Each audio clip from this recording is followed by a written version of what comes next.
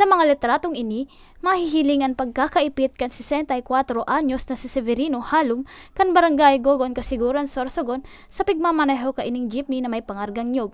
Mahihiling man ang ginibong pag-agap kan otoridad kay Halum sa palibot nagkuriyat man ang mga nyog. Mahihiling man sa mga litrato ang pagkarapak kan inutan na parte kan jeepney magin ang pagkarapak man kan walang porsyon sa inutan kan bus. Alas 8:20 kaya kasudmang aga, maso 7 kan mabangga nin bus ang pagmamanehong jeepney ni Halum sa kahalabaan kan Maharlika Highway, Barangay 13 Martires, Kasiguran, Sorsogon.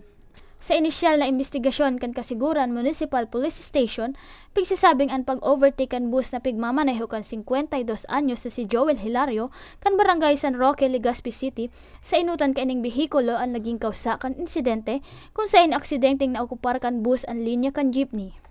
Opo. Luckily, ma'am, salamat po kita, ma'am. So, yung ulo niya siguro nakaiwas siya.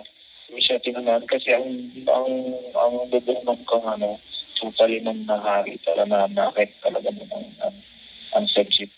Gikan Legazpi, pasiring subuot sa bulan Sorsogon ang bus mantang pasiring man kutang Sorsogon City ang jeepney ngani mag-deliver kan mga pangargang nyog.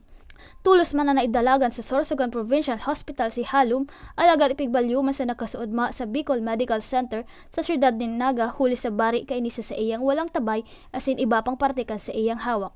Apwera kay Halum, nagsapo man in minor injuries ang konduktor kan bus nangunyan ang nagpaparahay-rahay naman.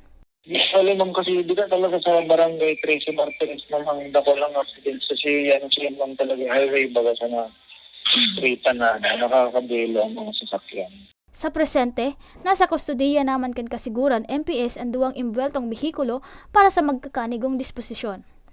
Para sa mga baretang tatak Bicol, Nina A. Valladolid, Bicol University Intern.